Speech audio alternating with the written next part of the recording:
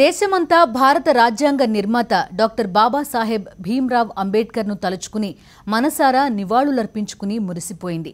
భారత జాతికి దిక్సూచిగా నిలిచి కోట్లాది మంది బహుజనుల జాతకాలను మార్చిన మహారచయిత, మేధావి, పాలనా దక్షుడు, ఆర్థిక నిపుణుడు, రాజకోవిదుడు అంబేడ్కర్. అంతర్జాతీయ స్థాయిలో భారత కీర్తి పతాకను రెపరెపలాడించిన అంబేడ్కర్ను ఐక్యరాజ్యసమితి సైతం గుర్తుంచుకుని నివాళులర్పించడం భారతీయులందరికీ గర్వకారణం. చీకట్లో మగ్గుతోన్న అణగారిన వర్గాల జీవితాల్లో వెలుగుల వేకువ తెచ్చేందుకు వచ్చిన వేగుచుక్క అంబేడ్కర్. ఆ మహానుభావుడిపైనే ఇవాల్టి మ్యాగజైన్ స్టోరీ.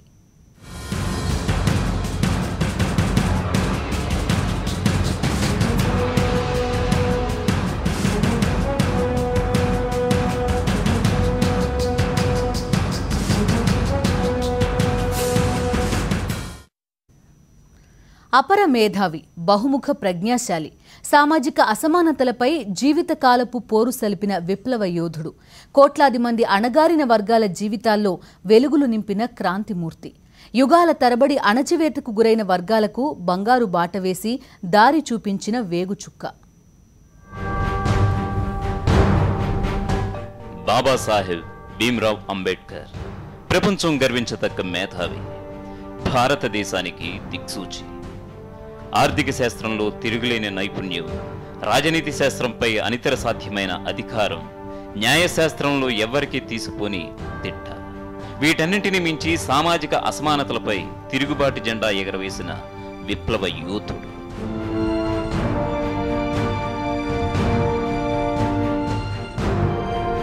ఇన్ని చదువులు, ఇంత మేధ కూడా దుర్భరమైన అవమానాలను ఎదుర్కొంటూనే.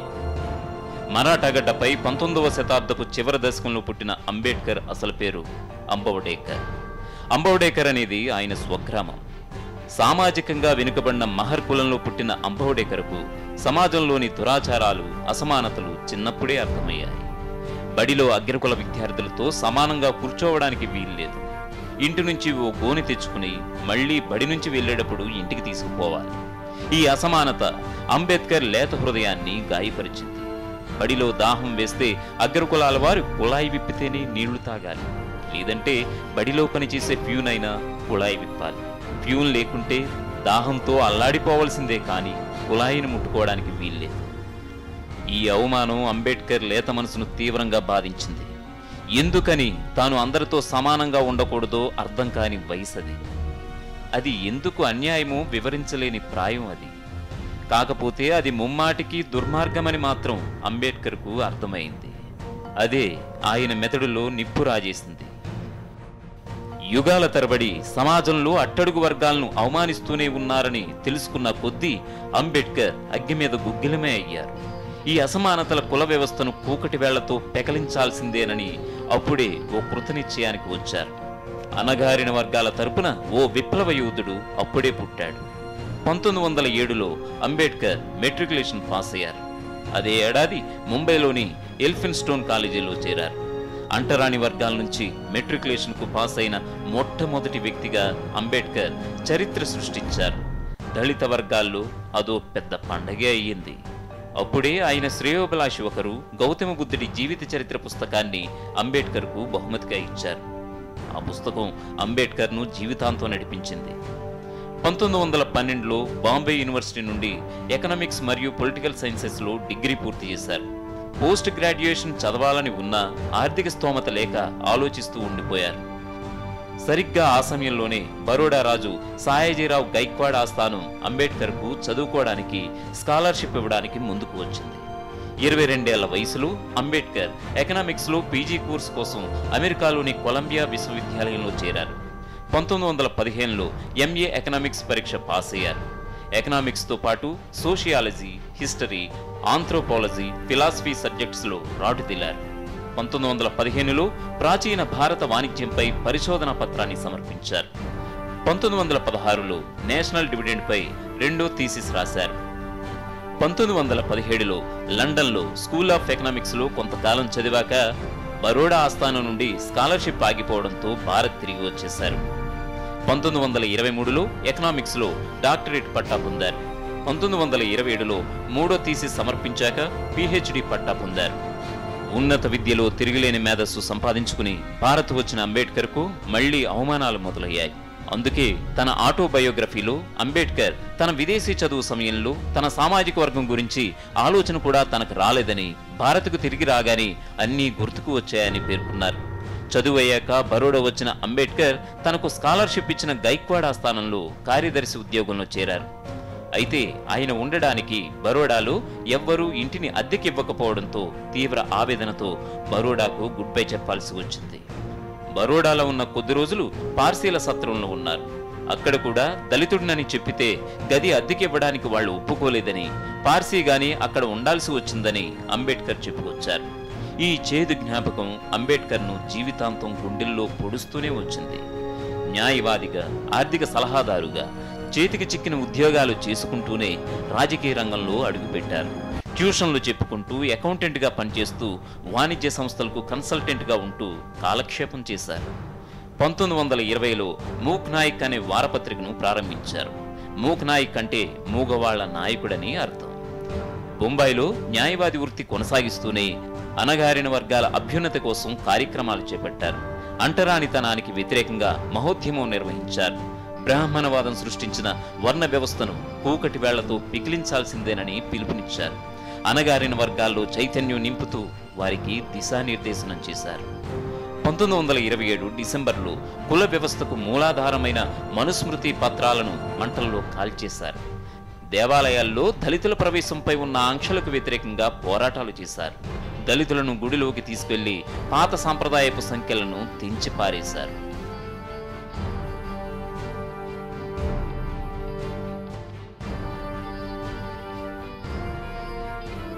దేశానికి స్వతంత్రం రాగానే నెహ్రూ కేబినెట్లో మొట్టమొదటి న్యాయశాఖ మంత్రిగా చేరాల్సిందిగా అంబేద్కర్కు పిలుపు వచ్చింది. ఆ వెంటనే రాజ్యాంగపు ముసాయిదా ప్రతి రచనా కమిటీకి అంబేద్కర్ను చైర్మన్గా నియమించారు. అదే భారతదేశ చరిత్రగతిని మేలుమలుపు తిప్పింది. రాజ్యాంగ రచన చేసే సమయంలోనే దేశంలో అప్పటి వరకు అసమానతలు, అవమానాలు ఎదుర్కొంటున్న అణగారిన వర్గాలకు న్యాయం చేసేందుకు అవసరమైన నిర్ణయాలు రూపొందాయి. రాజకీయాల్లో, పరిపాలనలో అట్టడుగు వర్గాల ప్రాతినిధ్యం ఉంటేనే ఆ వర్గాలకు మేలు జరిగే నిర్ణయాలు తీసుకోవడానికి వీలుంటుందని అంబేద్కర్ అభిప్రాయపడ్డారు. అందుకు అనుగుణంగానే రాజకీయ రిజర్వేషన్లకు ఆమోదముద్ర పడింది. ఆ తర్వాత విద్యా, ఉద్యోగాల్లో దళితులకు రిజర్వేషన్లు కల్పించేలా ప్రభుత్వం నిర్ణయాలు తీసుకోవాల్సి వచ్చింది. న్యాయశాఖ మంత్రిగా చేసినా మొదటి ప్రధాని జవహర్లాల్ నెహ్రూ వైఖరిపై అంబేద్కర్ అసంతృప్తితో రగిలిపోయారు. ప్రత్యేకించి హిందూ కోడ్ బిల్ ఆమోదం కోసం తాను చేసిన ప్రయత్నాలు నెహ్రూ సహాయ నిరాకరణ వల్లనే ఆగిపోయిందని అంబేద్కర్ ఆరోపించారు. జాతిపిత మహాత్మాగాంధీ విధానాలలోని కొన్ని అంశాలపైన అంబేద్కర్ నిర్మోహమాటంగా వ్యతిరేకత వ్యక్తం చేశారు. కుల వ్యవస్థను కొనసాగించే విధంగానే గాంధీ మాట్లాడేవారని అంబేద్కర్ అసంతృప్తి వ్యక్తం చేశారు. అణగారిన వర్గాల కోసం గాంధీ ప్రణాళికాబద్ధంగా ఏమీ చేయలేదని అంబేద్కర్ ఆరోపించారు. కుల వ్యవస్థే భారత సమాజానికి శాపమని అంబేద్కర్ భావించారు. అవమానాలను భరిస్తూ అణగారిన వర్గాలు తమ ఆత్మాభిమానాన్ని చంపుకుంటూ హిందూ మతంలో కొనసాగడం అనవసరమని అంబేద్కర్ అనేవారు. ఆ ఉద్దేశంతోనే బౌద్ధ మతాన్ని స్వీకరించారు. తనతో పాటు 5 లక్షల మంది అనుచరులను బౌద్ధ మతంలోకి చేర్పించారు. అట్టడుగు వర్గాల తరపున తానే ఓ ఆయుధమై జీవితకాలం పాటు వ్యవస్థల్లోని అవలక్షణాలపైన, అన్యాయాలపైన యుద్ధం చేశారు. అణగారిన వర్గాలు చేతులు ముడుచుకుని కూర్చోకుండా పోరుబాట పట్టాలని వారికి ఓ దారి చూపించారు. అంబేద్కర్ చలవ వల్లనే ఈరోజు అన్ని రంగాల్లోనూ అట్టడుగు వర్గాల వారు తమ సత్తా చాటుకోగలుగుతున్నారు. 1956 డిసెంబర్ 6న అంబేద్కర్ తనువు చాలించారు.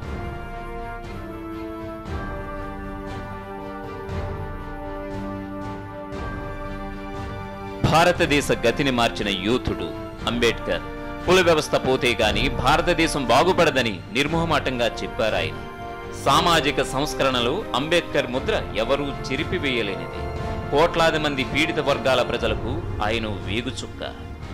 భారతదేశం ఉన్నంతకాలం అంబేద్కర్ సంస్కరణాభిలాష. ఆయన ఆశయాలు మెరుస్తూనే ఉంటాయి.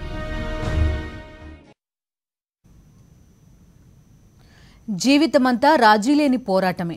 ఆ పోరాటం తన కోసం కాదు, తన జాతి జనుల స్వేచ్ఛా గీతం కోసం. సకల రుగ్మతలకు మూలమైన కుల వ్యవస్థను కూకటివేళ్లతో పెకిలించడం కోసం. ఆయన జీవించి ఉండగానే కాదు, మరణించిన తర్వాత కూడా ఆయన్ని గుర్తించడంలో ఆలస్యం జరిగింది. అంబేద్కర్ జీవించి ఉన్నంతకాలం వివక్షతో ఆయన్ని అవమానించారు. ఆయన మరణించిన తర్వాత కూడా ఆయన్ని గుర్తించడంలో ఆలస్యమే చేశారు. అయితే అంబేద్కర్ మాత్రం భావితరాల వారికి ఓ ప్రవక్త స్థాయికి ఎదుగుతారని, ఆయన కీర్తి ప్రతిష్టలు మరింత పెరుగుతాయని మేధావులు అంటున్నారు.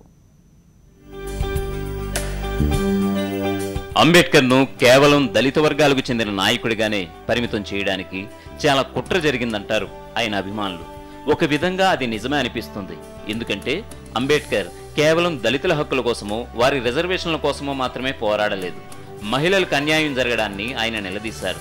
ఇతర మైనార్టీలకు న్యాయం జరగాలన్నారు. భారతదేశం లౌకిక పునాదులపై నిలబడాలని ఆశించారు. ఆధునిక భారతానికి నిజమైన నిర్మాత అంబేద్కరే. అలాంటి విజనరీని కేవలం ఒక వర్గానికి పరిమితం చేసే ప్రయత్నాలు దారుణమే.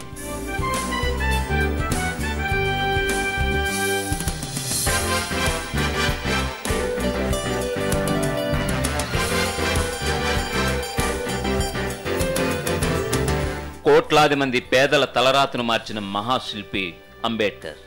9 ఏళ్ల వయసులో అంబేద్కర్ దూరంగా ఉన్న తన తండ్రిని కలవడానికి తన అన్న, అక్క కొడుకుతో కలిసి రైలెక్కారు. తీరా స్టేషన్లో దిగాక స్టేషన్ మాస్టర్ ముందుగా తమని అగ్రకులస్తులనుకుని చేరదీసి, ఆ తర్వాత తమ కులం గురించి తెలుసుకుని మొహం చిట్లించుకుని తమని వదిలి వెళ్లిపోయిన ఘటనను అంబేద్కర్ మర్చిపోలేకపోయారు. తన ఆత్మకథలో ఈ సంఘటన గురించి రాసుకున్న అంబేద్కర్ కనీసం తమని కిరాయికి ఎడ్లబండిలో తీసుకెళ్లడానికి కూడా ఎవరూ ముందుకు రాలేదని ఆవేదన వ్యక్తం చేశారు. బాల్యంలో జరిగిన ఈ అవమానం అంబేద్కర్లో అగ్ని రాజేసింది. అదే తర్వాతి కాలంలో అసమానతలపై ఆయన పోరాటానికి ఊపిరిపోసింది. భారత రాజ్యాంగం ద్వారా అంబేద్కర్ తనలోని విజనరీని, పాలనా దక్షతను, రాజనీతిజ్ఞతను చాటుకున్నారు. సమాజంలో అన్ని వర్గాల హక్కులకు పెద్దపీట వేశారు. అలాంటి మహానాయకుణ్ణి భారత ప్రభుత్వాలు చాలా ఆలస్యంగా గుర్తించాయి. దేశంలో అత్యున్నత పురస్కారమైన భారతరత్న అవార్డును 1990 వరకు అంబేద్కర్కు ఇవ్వలేదు. అంబేద్కర్ కన్నా వయసులోనూ అనుభవంలోనూ చాలా చిన్న వాళ్ళకి చాలా ముందుగానే భారతరత్నలు వచ్చాయి. నెహ్రూ తాను ప్రధానిగా ఉండగానే భారతరత్న అందుకున్నారు. ఆయన తనయ ఇందిరాగాంధీ సైతం తాను ప్రధానిగా ఉన్న సమయంలో 1971లోనే భారతరత్న అందుకున్నారు. చివరకు మన పొరుగునే ఉన్న తమిళనాడు ముఖ్యమంత్రి ఎంజి రామచంద్రను కూడా అంబేద్కర్ కన్నా 10 ఏళ్ల ముందే భారతరత్న అవార్డు ఇచ్చారు. దీన్ని బట్టి అంబేద్కర్కు భారత ప్రభుత్వాలు ఏ పాటి విలువ ఇచ్చాయో అర్థం చేసుకోవచ్చు. నేటి తరం ఆయన్ని ఆలస్యంగా గుర్తించిన భవిష్యత్తులో మాత్రం అంబేద్కర్ కీర్తి ప్రతిష్టలు అనూహ్యంగా పెరుగుతాయని ప్రముఖ సామాజిక శాస్త్రవేత్త ప్రొఫెసర్ కంచె ఐలయ్య అంటున్నారు. ఇవాళ 125th బర్త్డే నడుస్తుంది. ఇక నుంచి బర్త్డేలు నడుస్తాయి. 150వ బర్త్డే నాటికి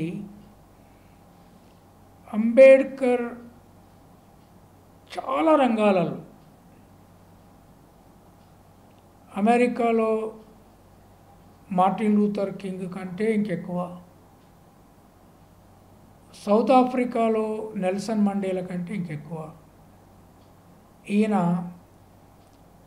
ప్రపంచ తాత్వికుడుగా గుర్తింపబడమే కాకుండా ఇక్కడి ప్రజలకు ఒక పెద్ద ప్రవక్తగా మారుతాడు.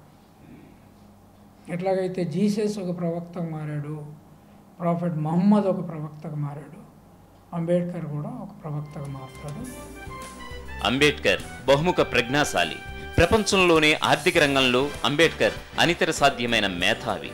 ఈ విషయాన్ని ఆర్థిక శాస్త్రంలో నోబెల్ పురస్కారాన్ని అందుకున్న భారత మేధావి అమర్త్య సేనే చెప్పారు. ఆర్థిక శాస్త్రంలో తనకు అంబేద్కరే స్ఫూర్తి అని అమర్త్య సేన్ చెప్పారు. దేశంలోనే అంబేద్కర్ అపార విద్యావేత్త, రాజనీతి కోవిదుడు, పరిపాలనా దక్షతలో తిరుగులేని యోగ్యుడు. రచనా రంగంలోనూ అంబేద్కర్ గొప్ప పండితుడు. ఆయన రచనలన్నీ మెదళ్లకు పదును పెట్టి మనుషులకు పనిపెట్టే మేతో సంపత్తులే. ఆ రచనలను అందరికీ అందుబాటులోకి ఉంచాల్సిన అవసరం ఉందని మేధావులు సూచిస్తున్నారు.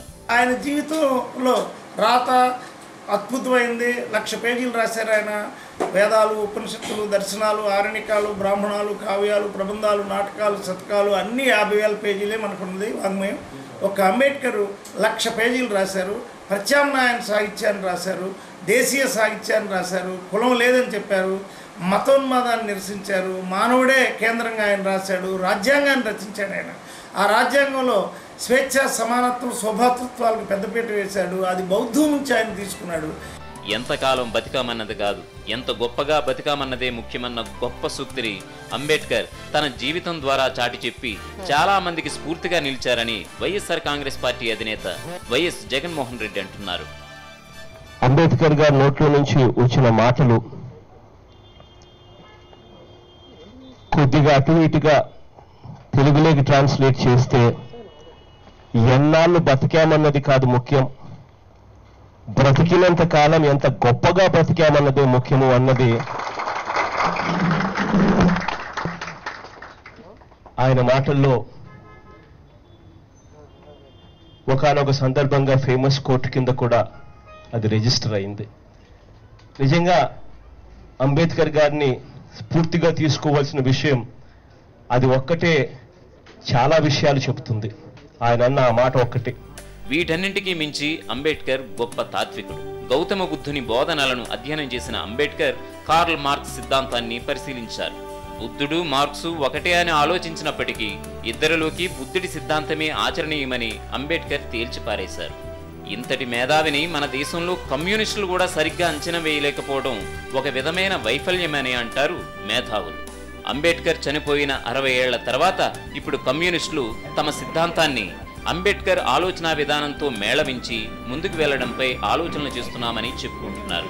విముక్తి జరగాలంటే ఖచ్చితంగా మార్క్సిజం లెనినిజం అనే సిద్ధాంతాన్ని ముందుకు తీసుకోవాలని చెప్తా వచ్చాము. కానీ ఇవాళ అంబేద్కర్ గారు ఏదైతే చెబుతా వచ్చారో దాన్ని రెండింటిని కూడా సమన్వయం చేసుకొని భారతదేశంలో ఉండి దాదాపు ఇంత పెద్ద ఎత్తున అవినీతి, దారిద్ర్యము, అదేవిధంగా పేదరికంతో పాటు అవిద్య, అన్ని అసాంఘిక ఉన్న సందర్భంలో వీటన్నిటికి వ్యతిరేకంగా భారతదేశంలో ఒక మనిషిని మరో మనిషి దోచుకోలేని ఒక సమాజాన్ని నిర్మించడానికి అంబేద్కర్ యొక్క ఆశయాలను కూడా మరింత బాగా స్టడీ చేసి ఆయన పుస్తకాలు కూడా బాగా చదివి రాబోయే కాలంలో రెండింటినీ సమన్వయం చేసుకునే పద్ధతిలో మేము ముందుకు పోవాలని చెప్పి భావిస్తూ ఉంటాం. అంబేద్కర్ అనే పదం ఇప్పుడు రాజకీయ పార్టీలకు ఓట్లు తెచ్చిపెట్టే తారక మంత్రం అయిపోయింది. మనువాదానికి వ్యతిరేకంగా అంబేద్కర్ జీవితాంతం పోరాడితే ఆ మనువాదాన్ని వెనకేసుకొచ్చే బీజేపీ ఇప్పుడు అంబేద్కర్ను సొంతం చేసుకునేందుకు పావులు కదుపుతోందని హైదరాబాద్ సెంట్రల్ యూనివర్సిటీ విద్యార్థులు ఆరోపిస్తున్నారు. మనువాద ధర్మానికి వ్యతిరేకంగా పోరాటం చేసిండు వాళ్ళే ఈరోజు ఎంతో అంబేద్కర్ని దగ్గర చేసుకున్నటువంటి కుట్ర పన్నుతా ఉన్నారు. అదేవిధంగా ఆ భావజాలను వ్యతిరేకించినటువంటి అంబేద్కర్ ఈ పరిస్థితిలో ఉంటే ఖచ్చితంగా ఆత్మహత్య చేసుకునేవాడని చెప్పేసి నేను తెలియజేస్తా ఉన్నాను. ఎందుకంటే హిందుత్వ భావజాలంతో, ఒక మనువాద సిద్ధాంతంతో, ఆర్ఎస్ఎస్ భావజాలంతో విసిగిపోయి దేశ ప్రజలకు ఒక స్వేచ్ఛనివ్వాలా, దేశ ప్రజలకు ఒక సమాన హక్కులు, సామాజిక న్యాయం కల్పించాలనే ఉద్దేశంతో అంబేద్కర్ పాటుపడిన దానికి అగనిస్ట్గా పనిచేసినటువంటి వాళ్ళు ఈరోజు అంబేద్కర్ను ఓన్ చేసుకునే విధంగా మాట్లాడుతూ ఉన్నారు. ఇది అత్యంత శోచనీయం. 2 తెలుగు రాష్ట్రాల ముఖ్యమంత్రులు కూడా అంబేద్కర్ విగ్రహాలకు పూలమాలలు వేసి హడావిడి చేస్తూ దళితులను మాత్రం అణిచివేస్తున్నారని మాదిగ రిజర్వేషన్ పోరాట సమితి నేత మందకృష్ణ మాదిగ ఆరోపిస్తున్నారు. దళితులకు వాళ్ళు చేసిన మోసాలను, దళితులను వాళ్ళను అవమానించిన అవమానాలని కప్పిపుచ్చుకునే ప్రయత్నంలోనే ఈ 125వ జయంతిని ఇక్కడ చంద్రబాబు నాయుడు, అక్కడ చంద్రశేఖరరావు చేస్తున్నాయి తప్ప దళిత వర్గాల మీద ఈ నాయకులకు ఎలాంటి ప్రేమ లేదు. ఉంటే గింటే కక్ష, ద్వేషం ఉంటుందే తప్ప అభిమానం మాత్రం, ప్రేమ మాత్రం లేదు ఈ పాలకులకు అనే విషయం కూడా స్పష్టంగా రుజువవుతుంది.